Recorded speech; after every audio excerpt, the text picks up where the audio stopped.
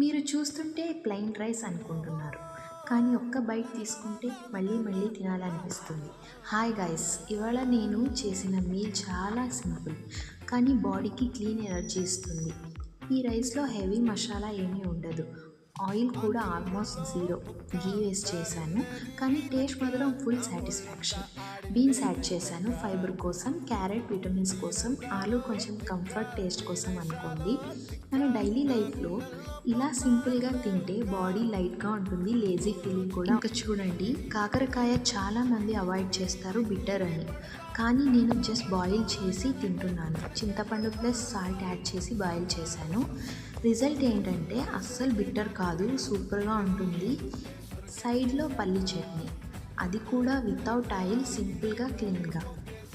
So టోటల్గా ఇది ఒక కంప్లీట్ మీల్ అనమాట. Low calories, high satisfaction, no guilt.